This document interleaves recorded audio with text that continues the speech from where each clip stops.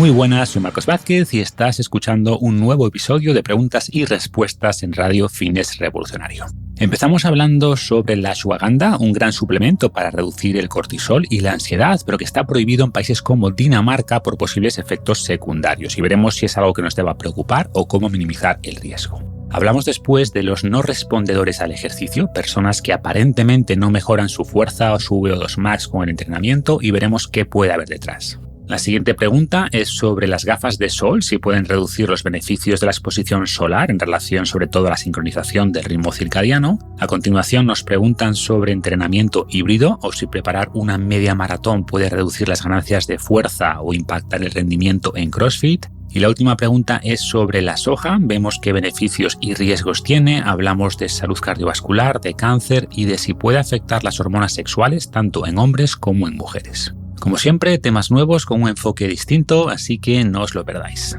Dos recordatorios breves antes de pasar a las preguntas. El primero es que si no pudiste hacer el curso Vida Inteligente Plus sobre cómo aprovechar el poder de la inteligencia artificial en nuestro día a día, puedes apuntarte ahora para ver las grabaciones y aprender inteligencia artificial durante el verano y participar también en las sesiones en vivo que haremos este año. Si no quieres quedarte atrás en la tecnología más transformadora del momento, puedes ir ahora a fitnessrevolucionario.com/vida inteligente, todo junto, y apuntarte para aprender cómo hacer presentaciones en minutos, analizar información, automatizar tareas, desarrollar aplicaciones sencillas, gestionar el conocimiento, aprender de manera efectiva y mucho, mucho más. Miles de alumnos han pasado ya por el curso con muy buenos comentarios y esperamos verte también dentro. Y en segundo lugar, os recuerdo que Coffee Café es uno de nuestros patrocinadores que ofrece café de especialidad de distintas partes del mundo, y os propongo empezar con el pack de degustación que os permitirá probar distintas variedades, o el pack Cold Brew, que es una gran opción para preparar café frío ahora que llega el verano. Está toda la información en coffeecafe.com, deletreo koficafe.com, y con el código FR10 tendréis un 10% de descuento en todas vuestras compras. Y sin más, pasamos a vuestras preguntas.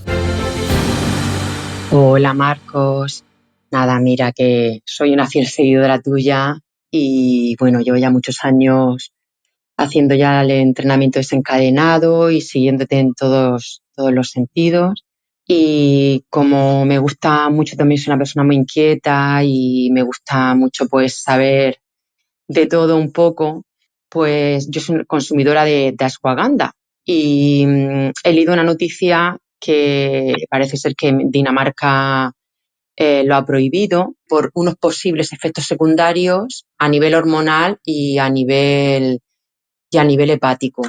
Y nada, pues quería saber tu opinión al respecto por los estudios que tú sueles revisar y tu rigor científico. Y nada, un abrazo y nada, encantada de continuar siguiéndote. Gracias.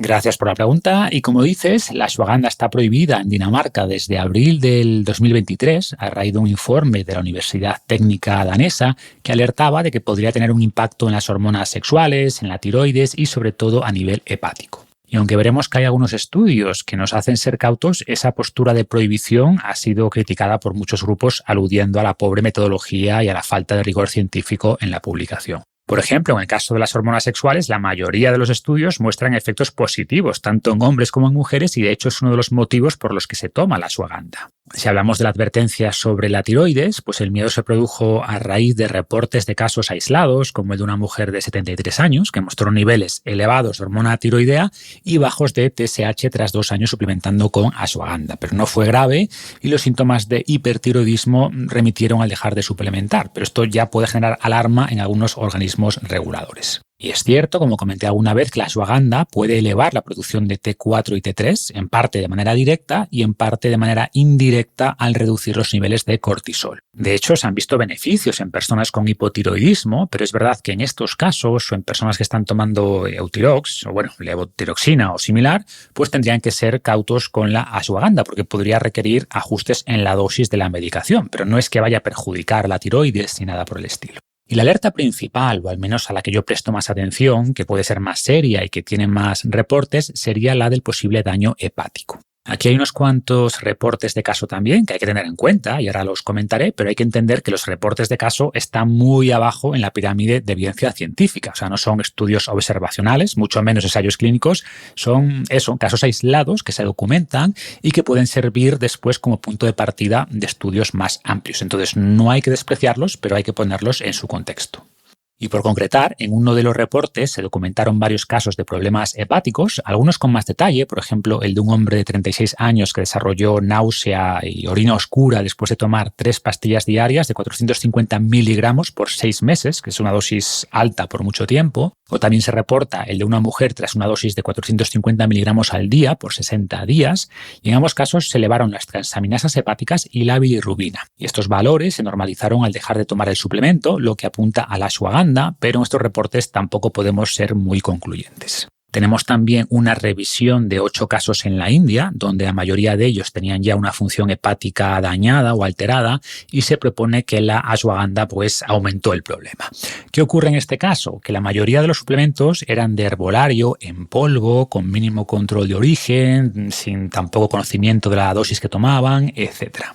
Y por último, hay otro reporte de 5 casos en Islandia con síntomas similares, aunque uno de ellos también estaba tomando rhodiola rosea, y de nuevo no es evidencia muy concluyente, pero apuntaría en la misma dirección que los casos anteriores. Entonces, son en general muy pocos casos y dado que es un suplemento muy popular que toma mucha gente, yo creo que el riesgo es muy pequeño, pero no es despreciable, al igual que con otros muchos suplementos herbales. De hecho, hay muchos más casos reportados por el uso de extractos de té verde o cimicifuga racemosa que muchas mujeres toman para los síntomas de la menopausia. Y es verdad que a veces pensamos que si algo es natural es seguro y no tiene por qué ser así. O sea, las hierbas, claro que pueden tener efecto positivo en general, pero también pueden tener efectos secundarios como los fármacos, ¿no? En función de la dosis, de ciertas sensibilidades de cada persona, etc. Pero repito, aunque el riesgo es muy bajo, creo que es importante tener en cuenta los siguientes 3 puntos para reducirlo todavía más. Primero, no tomaría ashwagandha si tengo alguna enfermedad hepática o estoy tomando fármacos que puedan alterar por sí la función del hígado, o lo mismo en el caso de la tiroides, por lo que expliqué al principio, ¿no? Aunque aquí el efecto podría ser hasta positivo, pero por precaución no suplementaría con ashwagandha o al menos lo comentaría con el médico que está haciendo seguimiento. Segundo, usaría una formulación comercial reconocida que asegure la pureza y la dosis. Muchos problemas se deben seguramente al uso de ashwagandha en polvo, donde no sabes qué pureza tiene, ni cuánta dosis estás tomando, ni nada. Y esto se resuelve fácilmente usando cápsulas de formulaciones testeadas como KSM-66, Shoden o Sensoril, que son las 3 más reconocidas. Y la tercera precaución sería no tomarla por más de 3 o 4 semanas seguidas. Al contrario que otros suplementos que no necesitan descanso, como la creatina, como el omega 3, como el magnesio, como la proteína, etc., la ashwagandha sí es recomendable limitarla a periodos concretos donde tienes más estrés, ansiedad, y ahí te puede ayudar por su capacidad de reducir el cortisol, pero no es un suplemento para tomar meses y meses seguidos. Y de nuevo, si nuestro hígado está sano y tomamos formulaciones de calidad en las dosis adecuadas, el riesgo es muy bajo, aunque lo tomásemos siempre, pero creo que hay suficientes reportes publicados como para que seamos cautos y limitemos todavía más el riesgo acotando el periodo de toma y dejando suficientes descansos entre los bloques de suplementación. El problema es que conozco a muchas personas que me dicen que la ashwagandha les ayuda enormemente y que notan mucho más estrés cuando dejan de tomarla, ¿no? En estos casos, pues además de probar con otras estrategias para controlar el estrés, recomendaría hacerse una analítica cada 3 o 4 meses para asegurar que la función hepática sigue bien y evitar posibles problemas. Hola Marcos, ¿qué tal? Soy Mel, nos conocimos en Pamplona en el evento de Wim Hof y luego coincidimos en Varna en la presentación de tu libro Vive Más. Ahora ya estoy con el último, con Sabiamente, la verdad es que me está gustando mucho, así que te felicito por el libro, por tu trabajo y por todo lo que haces. Ya sabes que hace años que te sigo y espero que sigas muchos años más porque no quiero dejar de hacerlo. La pregunta es la siguiente y a ver si la seleccionas. Es sobre el tema de los respondedores y no respondedores al ejercicio, los super respondedores. Estoy buscando información y en realidad pues no encuentro nada, ningún estudio, ¿no?, que sea muy específico. No sé si existe o si se ha hecho y haya tenido en cuenta pues los factores psicológicos, genéticos y si realmente hay influencia a nivel genético para que una persona responda mejor o no al ejercicio, o simplemente es que hay personas que saben apretar más y aguantan mejor el dolor, y luego hay personas que simplemente pues que no les gusta cansarse. Y por ahí va la historia. A ver si encuentras algo, si sabes algo, si nos puedes contar cosas sobre esto. Y nada, que muchas gracias por todo y un abrazo. Gracias por todo, Mel. Y sobre tu pregunta, sí tenemos estudios que nos permiten entender mejor este concepto de respondedores versus no respondedores. Y antes de nada, vamos a explicar a qué nos referimos. En los estudios generalmente se reporta el resultado promedio, ¿no? Por ejemplo, se compara una intervención en un grupo respecto a un grupo de control y se dice que los que se sometieron a la intervención, en este caso un programa de entrenamiento para mejorar la fuerza o el V2 Max o lo que sea, pues mejoraron un 15% más que los que no, que sería el grupo de control. Pero eso no quiere decir que todo el grupo o todas las personas de ese grupo, del grupo que se sometió a la intervención, mejorasen el 15%. Como explico en Sabiamente, los resultados seguirían una distribución normal, ¿no? Donde la media está en ese 15%, pero habrá sujetos que mejoraron el doble y habrá sujetos que mejoraron la mitad o menos. O incluso se observan algunos estudios a personas que no mejoran nada con el programa de entrenamiento. Y sabemos que esto es principalmente genético, porque la variación de la respuesta entre hermanos es mucho menor que entre personas que no están emparentadas. Otro dato interesante es que la respuesta al entrenamiento es independiente de la capacidad innata de partida, que tiene también un componente genético. O sea, dos personas que nunca han entrenado pueden tener niveles muy distintos de V2 Max o fuerza, por su genética principalmente, pero eso no predice cuánto van a mejorar al someterse a un programa de entrenamiento. Puede que el más fuerte por genética mejore menos que el menos fuerte o al revés, y por tanto son capacidades, por así decirlo, distintas.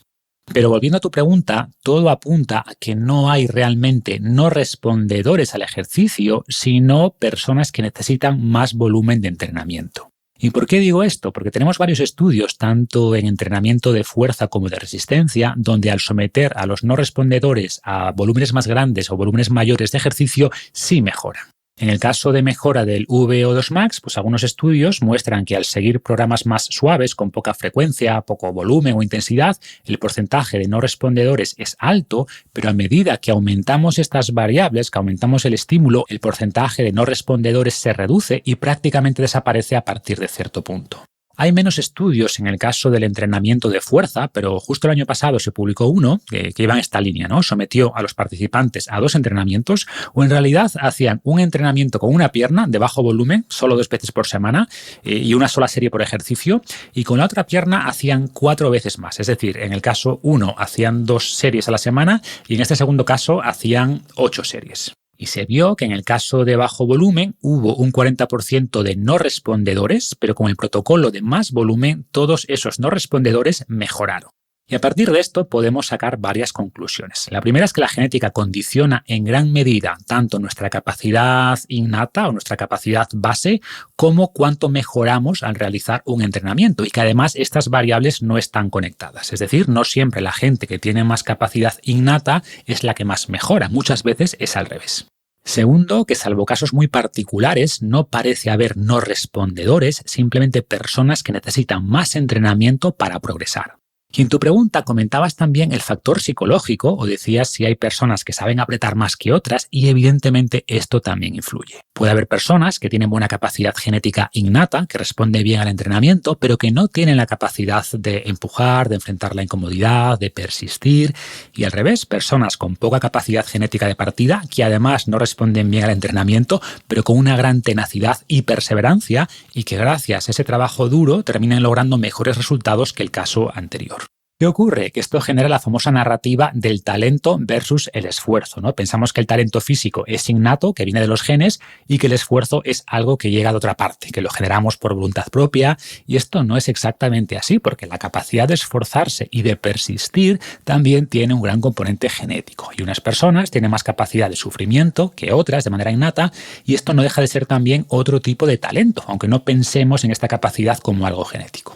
Y por supuesto que la capacidad de esfuerzo tenga un componente genético no quiere decir que no se pueda desarrollar, al igual que podemos mejorar la fuerza o el V2 Max o capacidades físicas, ¿no? Pero, de nuevo, habrá también gente que responde mejor y gente que responde peor, o gente que puede mejorar más su capacidad de esfuerzo y gente que la puede mejorar menos.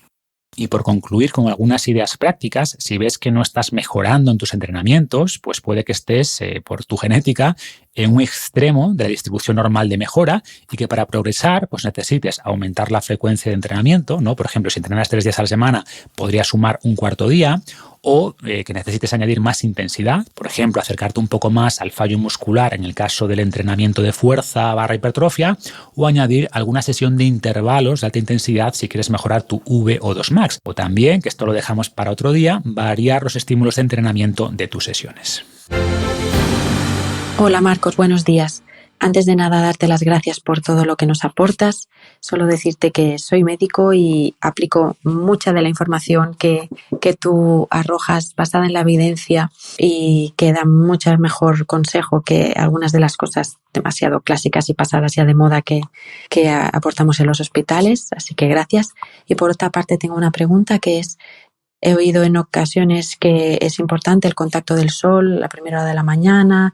Bueno, sé que es muy beneficioso, pero también he oído que es necesario hacerlo sin gafas de sol por los beneficios que aporta. Y mi duda es, las gafas de ver, las gafas convencionales para, en mi caso, mi miopía, ¿también sería conveniente no usarlas en ese momento o influyen en cómo mis ojos reciben esa luz del sol y cómo responden segregando diferentes sustancias? Muchas gracias y de verdad eres un crack. Pues mil gracias de verdad, y me alegra mucho que haya tantos profesionales médicos que sigan aprendiendo, y no solo de fármacos y cirugías, que por supuesto, sino también de otras herramientas de estilo de vida que pueden ayudar tanto. Y una de estas herramientas es el sol, que tiende a demonizarse por su efecto negativo en la piel, ¿no? En términos de fotoenvejecimiento, de aumento del riesgo de cáncer de piel, que es verdad en parte, pero con muchos matices. Y hay que hablar también del beneficio de una exposición responsable al sol. Antes de responder tu pregunta, voy a leer un post que hice en Instagram hace unos días a raíz de la portada de la revista Scientific American, la revista científica más antigua de Estados Unidos, una revista muy respetada, y ponía en la portada un gran sol con el título The Sunshine Cure, o la cura del sol, y así resumía yo el artículo en Instagram. La luz ultravioleta, tradicionalmente vista como un riesgo por su relación con el cáncer de piel, está siendo reevaluada por su potencial terapéutico en enfermedades autoinmunes. Diversos estudios en animales y humanos sugieren que la exposición controlada a la luz ultravioleta puede modular el sistema inmunitario, reduciendo la inflamación crónica por vías independientes de la vitamina D.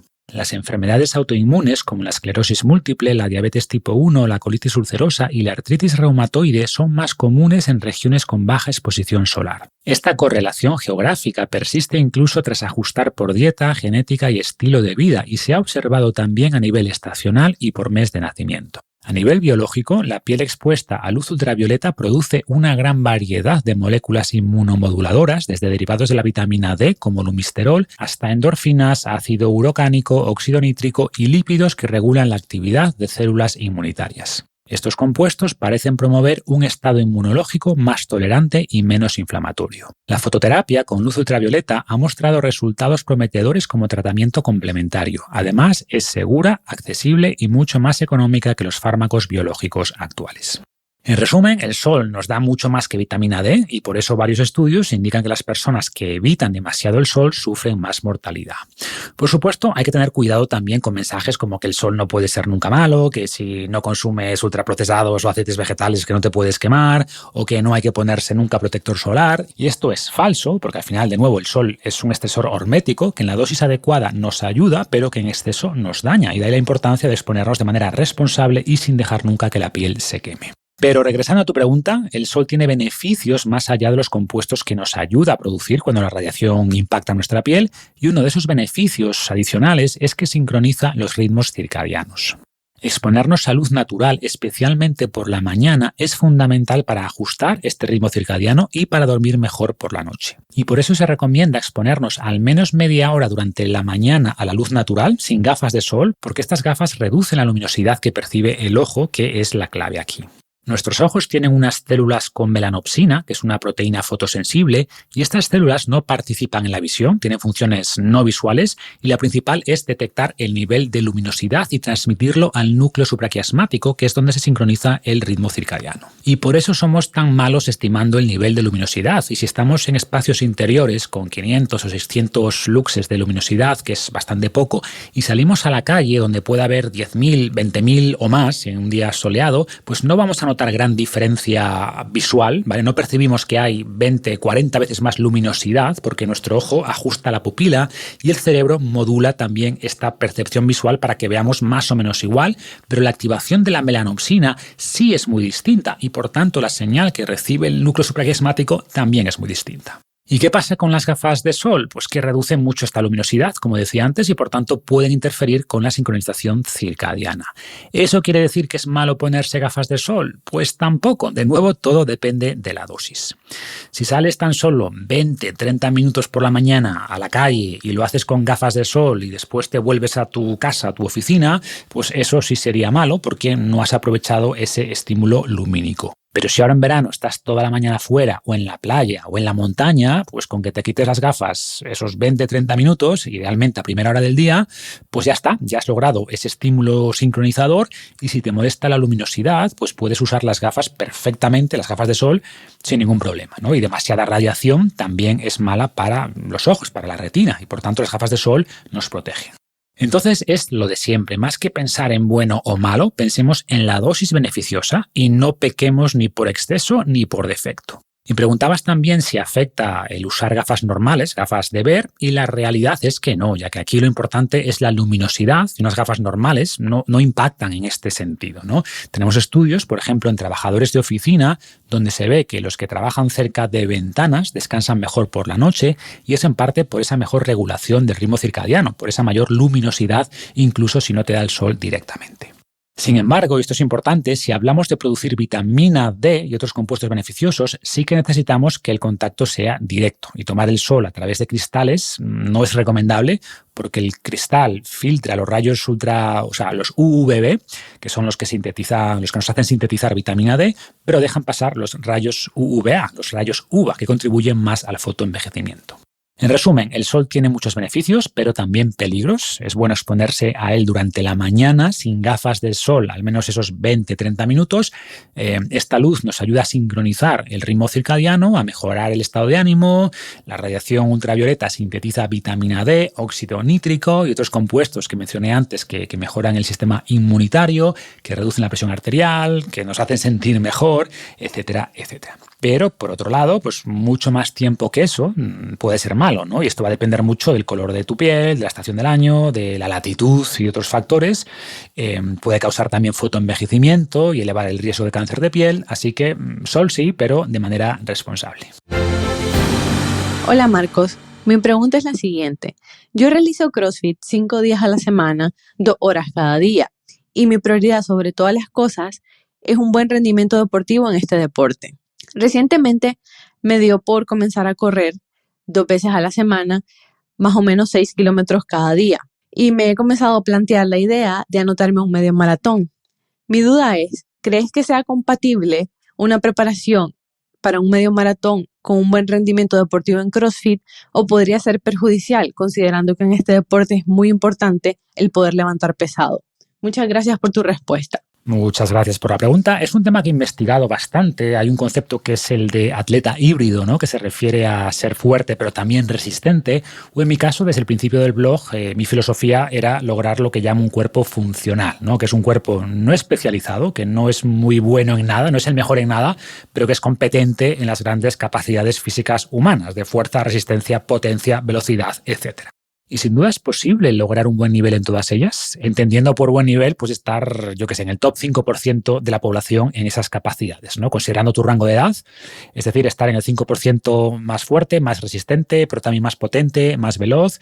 No es tan difícil con una buena programación del entrenamiento, pero si quieres ya estar en el 0,1% de un deporte, pues vas a tener que sacrificar otras capacidades. O sea, no puedes ganar un campeonato nacional de powerlifting y hacer podio en una maratón, ¿vale? Porque requieren formas de entrenamiento y adaptaciones fisiológicas muy distintas. Pero esto no quiere decir que no pueda ser muy bueno en deportes más de fuerza y también muy bueno en deportes más de resistencia o de endurance. Y de hecho, la promesa de CrossFit es que entrena todas las capacidades físicas, ¿no? Que en parte es verdad, pero tiene en general más sesgo hacia la fuerza. Y para lograr tu objetivo de seguir rindiendo bien en CrossFit y hacer una media maratón con una marca decente, vamos a decir, pues tendrías que implementar lo que se llama entrenamiento concurrente, que es integrar tanto trabajo de fuerza como aeróbico en el mismo programa. Y por un lado, esto está muy bien, tanto a nivel de rendimiento como de salud. Los corredores que entrenan fuerza mejoran su economía de carrera, sufren menos lesiones, y los deportistas de fuerza que trabajan también su resistencia, pues mejoran su capacidad de recuperación, tanto entre series dentro de una sesión como entre sesiones, y por tanto van a poder meter más volumen y por tanto van a poder progresar más.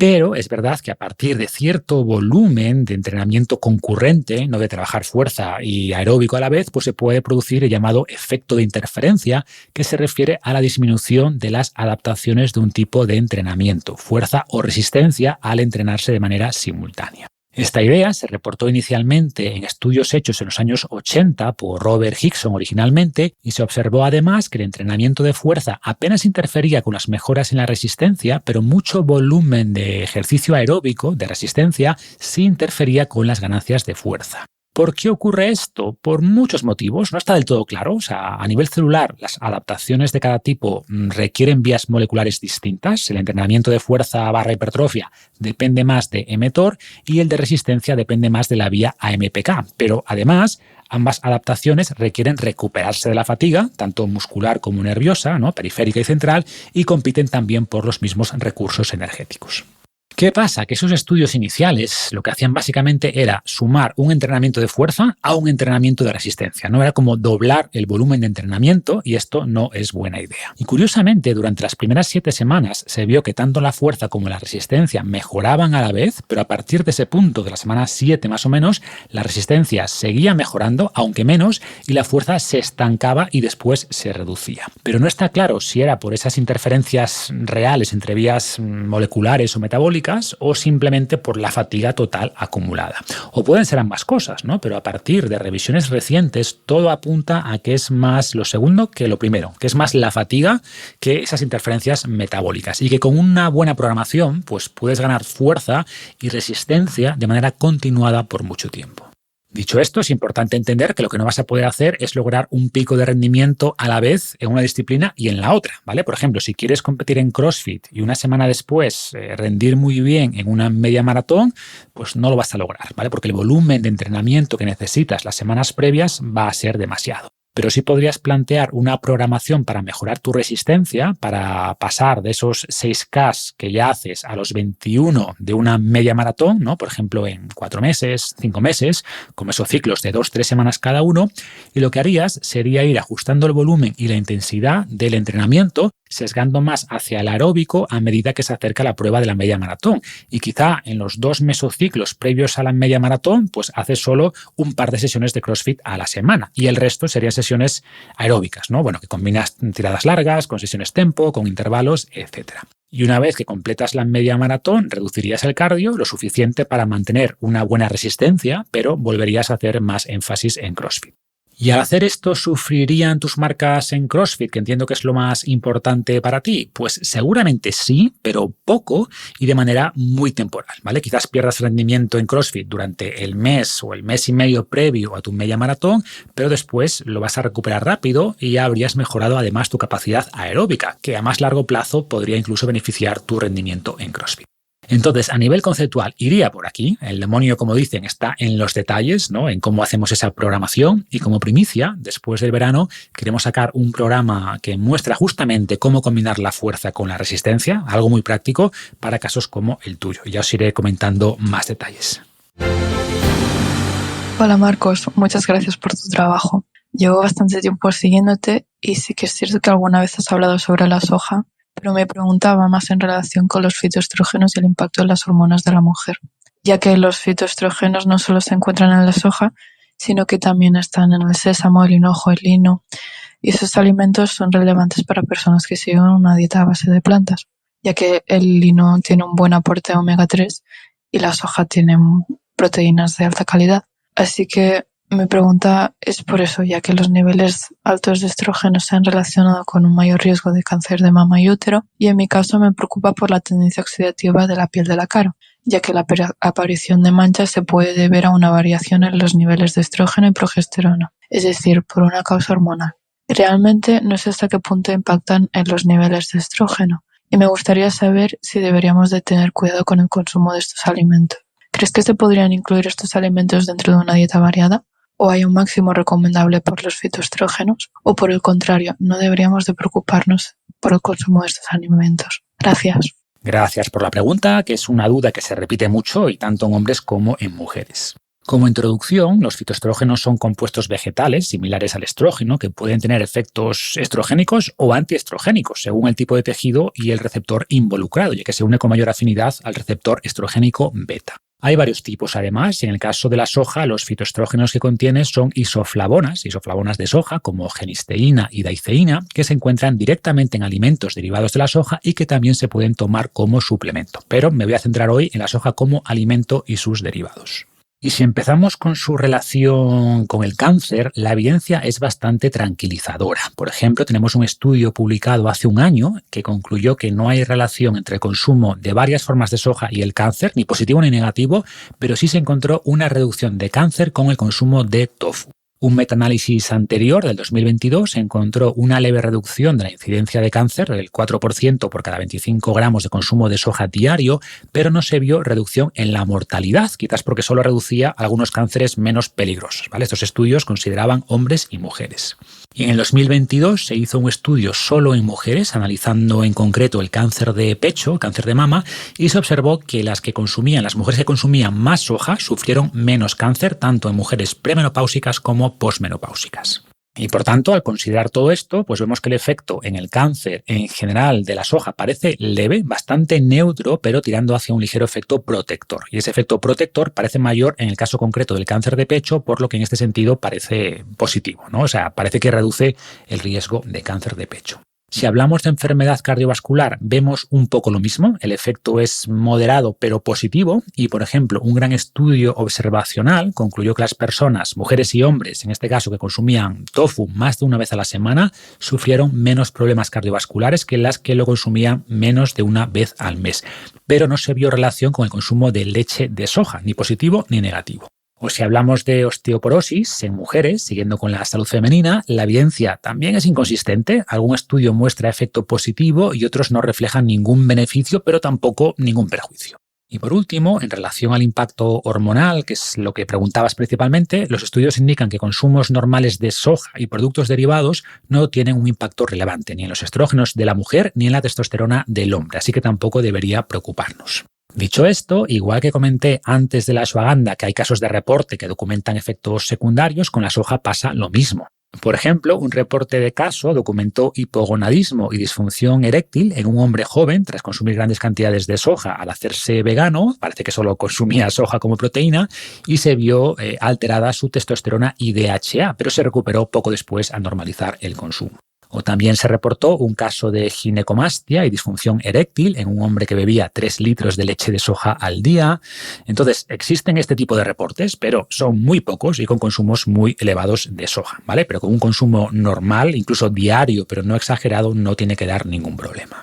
Mi recomendación, en cualquier caso, sobre todo en personas veganas, es que si tu dieta ya tiene mucho tofu, tempeh, soja texturizada, y que es normal porque es una proteína de alta calidad, pues no tomes también leche de soja, ¿vale? Usa leche de almendras o de avena, o si suplementas con proteína aislada, pues no uses proteína de soja. Prueba con una que combine, por ejemplo, guisante y arroz, porque en estos casos, pues un exceso de soja sí podría llegar a tener un impacto hormonal, ¿vale? Pero de nuevo, dentro de un consumo normal de soja o derivados, o incluso si añades otros con fitoestrógenos como semillas de lina, calabaza, etcétera, no va a haber ningún problema y de hecho habrá seguramente beneficios. Y con esto cerramos por hoy, pero antes de despedirme voy a leer una reflexión de una de las últimas newsletters y os recuerdo que os podéis apuntar gratis en fitnessrevolucionario.com/lista porque ahí publico reflexiones, recomendaciones, libros y cosas que no vas a encontrar en ninguna otra parte. La reflexión se titula Ley de priorización inversa y empieza con esta cita. Lo más importante en la vida es que lo más importante sea lo más importante. Stephen Covey. La ley de priorización inversa nos dice que casi siempre postergamos lo importante para atender lo urgente. Las cosas urgentes gritan más fuerte y al terminarlas nos ofrecen una recompensa inmediata. Correo respondido, plazo cumplido, cliente satisfecho, jefe contento. Muchas cosas importantes, como cuidar la salud, no ofrecen un beneficio inmediato. Nadie te da una palmadita en la espalda por ir temprano al gimnasio. Nadie te felicita por pedir fruta de postre en vez de tarta. Además, lo importante no suele tener una fecha tope para cumplir. Pensamos que cuidar la salud o las relaciones se puede posponer. Te pondrás con ello cuando termines lo urgente. Pero lo urgente nunca termina. Tras completar una tarea urgente, llega la siguiente. Y lo importante espera en silencio hasta que deja de esperar. En ese momento te das cuenta de que priorizaste mal. No llegues a ese punto. Invierte la prioridad. Haz del cuidado personal una urgencia diaria. Y eso sería todo por hoy. Gracias por escuchar y hasta la próxima.